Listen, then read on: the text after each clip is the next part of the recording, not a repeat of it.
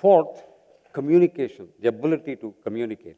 I've got tons of examples where these things have been useful to me in my career in the armed forces, and I'll be most willing to share them with you. And the last word, unfortunately, our leadership books, which are available dime a dozen, internet and all that, we all look at examples of leadership from the Western world. Funnily, we have enough leaders in India. We have enough leaders from time immemorial, and I think we need to emulate that. What the leader needs to do, basically, to be able to stand and look at a subordinate and get work done out of him, and that guy should be able to, and particularly from where I come from, that guy should be able to die for you. That is leadership, right?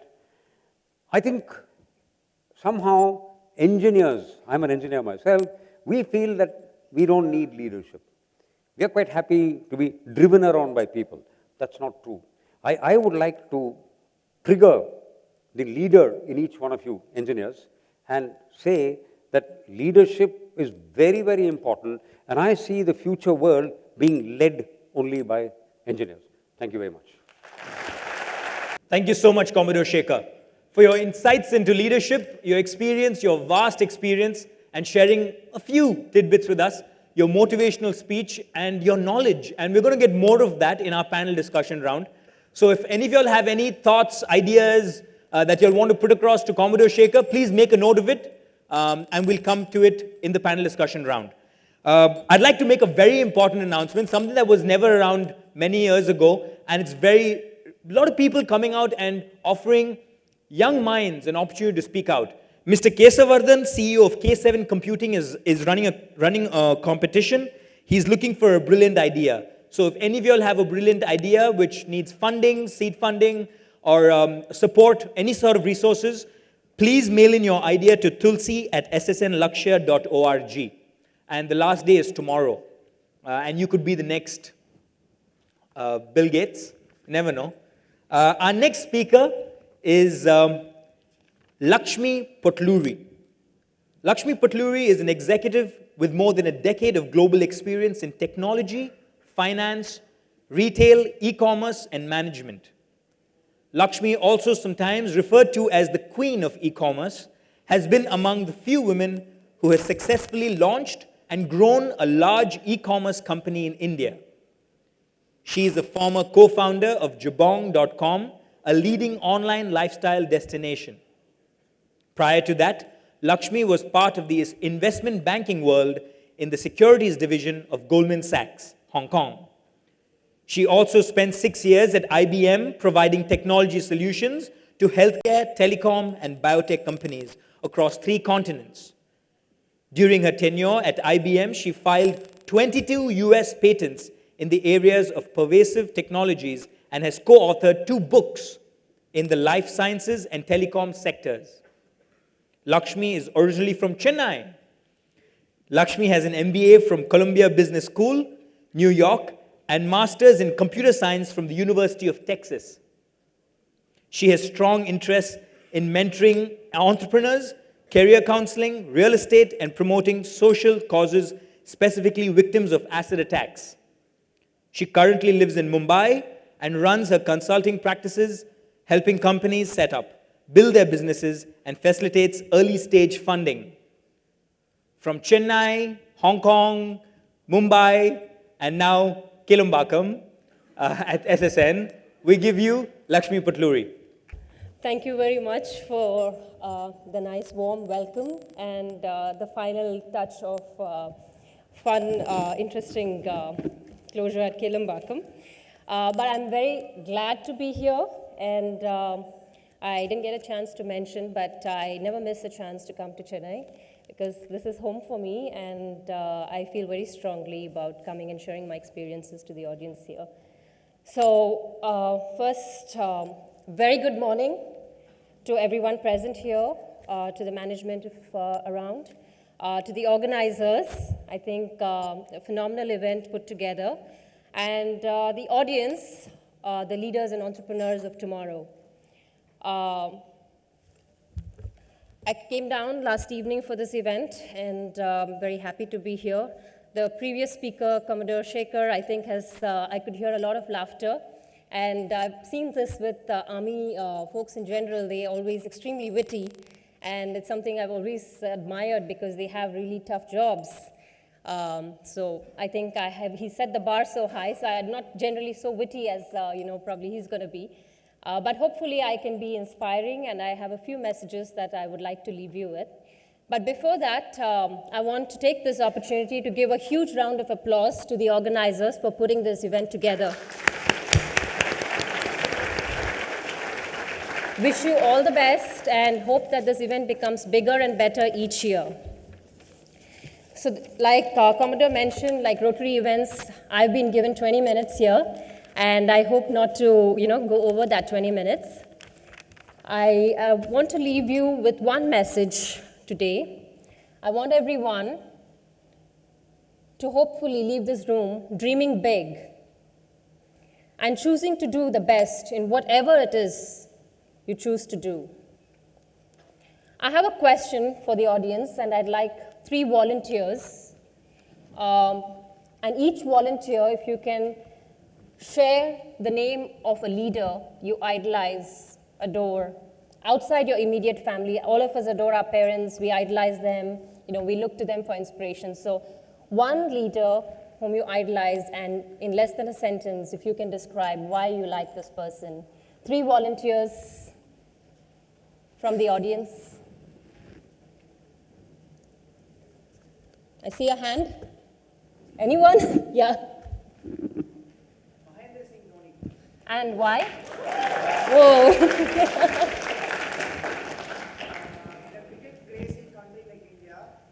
Thank you for sharing. I think Dhoni has a lot of fans here. Another volunteer from that side? Maybe one? Just one?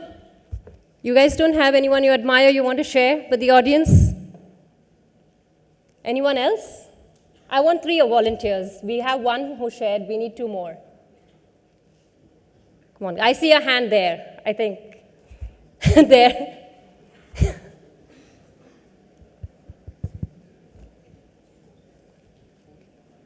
You guys, I want to hear names of leaders. Another one from here, okay. He's managed to actually get into the system and try and change it.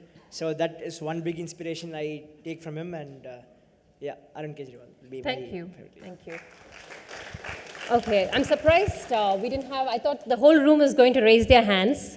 Okay, yeah, we have a third. Okay, I should have disclaimed saying don't mention my name, but thank you so much. Anyway, we'll stop with 2, I think. I was going to ask for suggestions of entrepreneurs, but I'll save it for later. So anyways, thanks for those 2 volunteers. Usually a lot of places I ask this question. One name that comes unanimously is Steve Jobs. Surprised not to hear that name, but I really love, the 2 names that came. But you would notice, be it Steve Jobs, be it Arvind Kejriwal, be it, Dhoni, one thing that's unanimous amongst them is passion. And they had their dreams and single-handedly with their passion, achieved what they achieved today.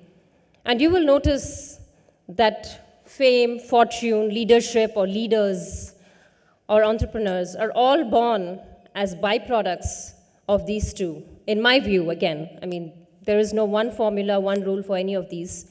In my view, fame and leadership, leaders are all byproducts of doing what you dream. So just to share a few stories. Today, we can't imagine a world without Google. But in 1997, when Google started, Larry and Sergey, they had a dream. The dream was to be a destination of infinite source of information, which they are today. I don't think any of us can imagine life without Google today. And at that point, I'm sure they were laughed at and people didn't believe in them. But they didn't let anyone stop their dreams. If we go back a few hundreds years ago, if you think of the Wright brothers, when they dreamt of building an aircraft, of people flying, they were laughed at and mocked at. And many people tried to call them madmen. But today we are able to travel the world miles thanks to them. Do we have a lot of movie watchers here, movie buffs? Yes? Great. Have you guys watched Imagination Game? Imitation Game? Yes? So what's the story in that?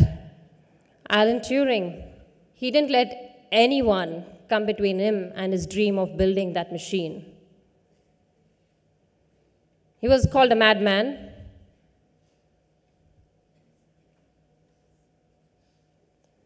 So again, my continued message is anyone who has a dream, just follow your heart. And you are going to see, failure. Not always is your first step going to be a big success. But don't let this failure, stop you from trying. Let it be your stepping stone. I know it's a very common, easy thing to say. Failure is a stepping stone to success.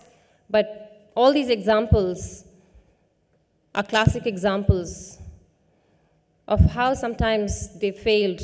We saw that in the movie, Turing beautifully displayed. Coming back to leaders and leadership, mentioned earlier, there is no one formula for a leader. People say sometimes leaders should be humble. I say take pride in what you do. Talk about it. Be proud of it. You don't have to be humble and hiding and shy to talk about your achievements. So there's very, very different ways of looking at leaders and leadership. There is no one formula. Today we lived in a world of VUCA. V-U-C-A. It stands for volatility, ambiguity, complexity, uncertainty. That's what it stands for. The world is changing fast, and that's why you have to be the best at whatever you choose to do. You see your Facebook, you see your Twitter, there's nobody after them. You have to be the number one or number two. Tomorrow you're going to start working for companies, you're going to start building your companies.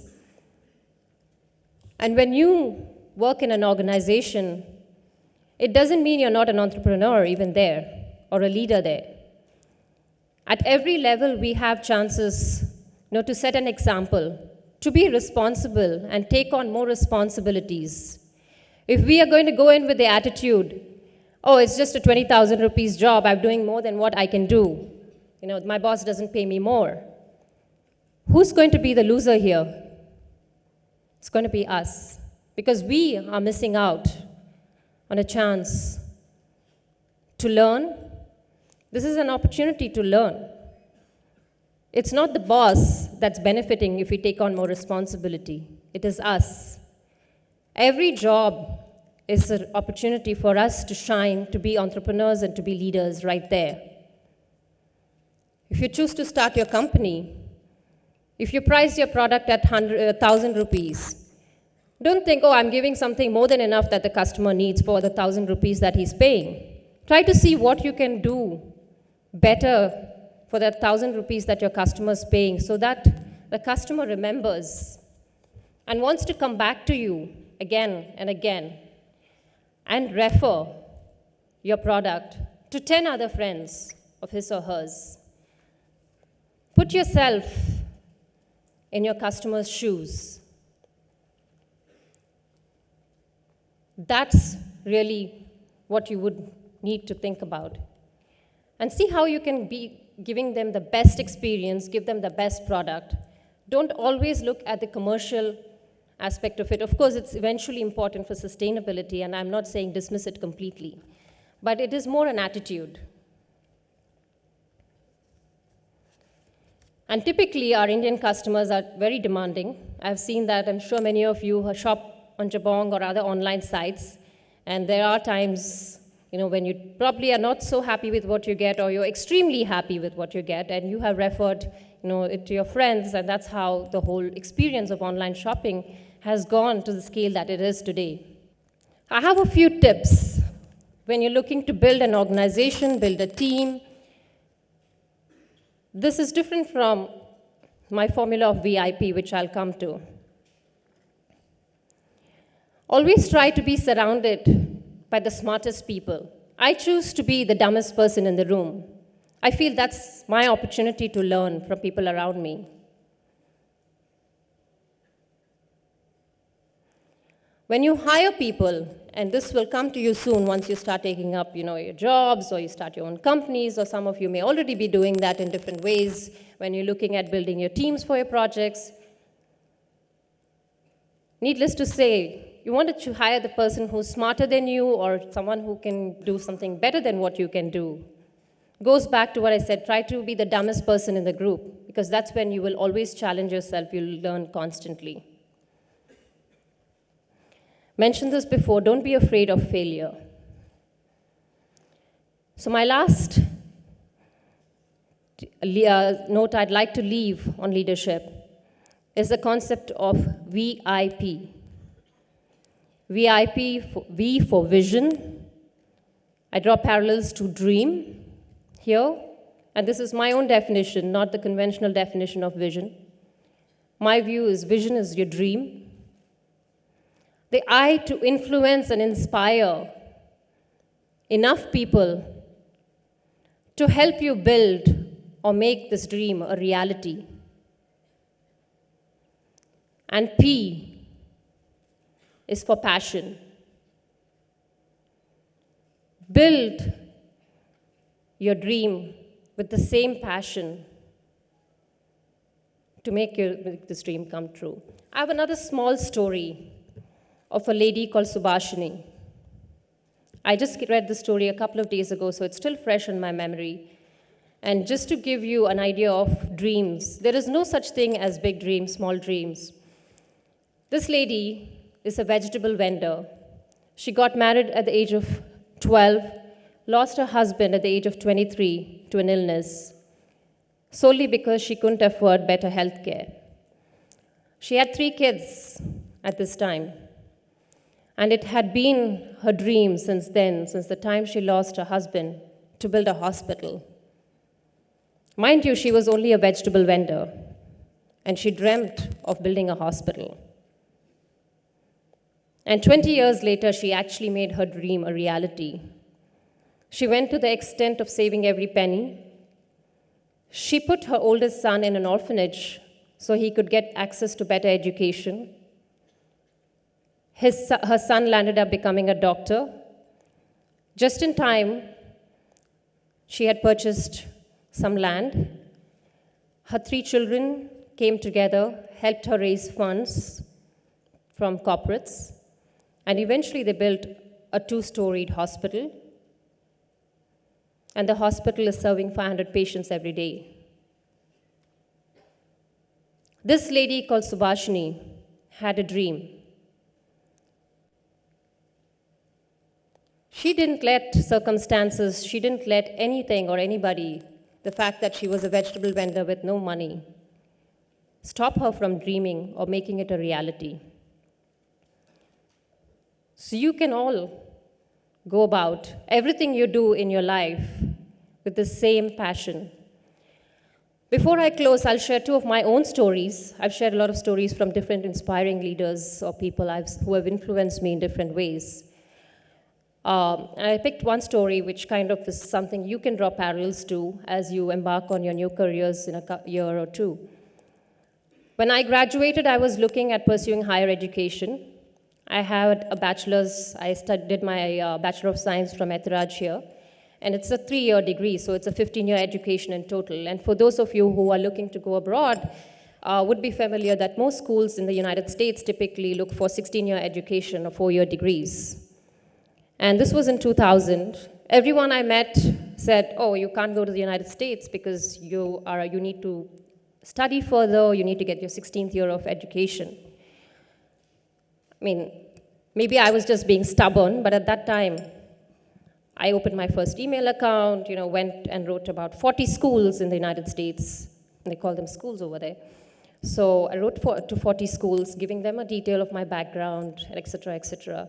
And 35 obviously came back saying, no, we have a strict policy, we need 16-year education, et cetera, et cetera. But 5 of them responded positively. And eventually I landed up going to one of them with full scholarship. I mean, it's a small thing. At that time, for me, that was my small dream. Later on, when I was in Hong Kong, I had this dream of starting something on my own. And I so strongly wanted to come back and build an online company. And as I was exploring, and it was a very tough decision because I was working for one of the largest investment banks, and those of you who are familiar with investment banking careers know that it's extremely hard to leave it because it pays a lot. It pays a few crores a year, and it's not easy to give it all up. Somewhat stable, attractive remuneration, and come and start something, and you have no idea whether it's going to succeed or what's going to happen, what's going to be the outcome. But I took that risk simply because I've been waiting for that day to build something. And I knew that if I didn't do it then, I'm going to live with the regret all my life of never having tried. And luckily for me, our team, three of us co-founders, were able to build Jabong into one of the largest lifestyle destinations. Thank you. I think that's a sign that I need to leave, but I'll just leave you with one last quote of one of my favorite authors, and I think many of your favorite authors, J.K. Rowling, Harry Potter. Imagination is the beginning of creation. You imagine what you desire. You will what you imagine. Eventually, you create what you will. So with that, I hope we're going to see a lot of entrepreneurs, a lot of leaders coming out of SSN Engineering. All the best, guys, and good luck with everything. Thank you, Lakshmi. Dream and dream big, she says. And that's what she did. She started off with a small dream, and eventually she's landed something so big. And we're really happy she could join us here today. We will be asking her questions in the panel discussion. So please save those questions up. Up next is from a fashionable online portal, Jabong, to a fashion designer. Someone who's led the way with his suaveness and his style. Vivek Karunakaran. Round of applause for him, please. Vivek Karunakaran is a graduate from the National Institute of Fashion Technology, Chennai. Debuted at the Lakme Fashion Week in 2007 with his autumn-winter collection, Dark Romance, and was one among the Generation Next designers identified by eminent personalities from the fashion fraternity. Today, the label Vivek Karunakaran has grown to be a highly esteemed one, styling eminent personalities from the world of cinema, music, and sports. Ladies and gentlemen, I present to you the very suave, the very stylish Vivek Karunakaran.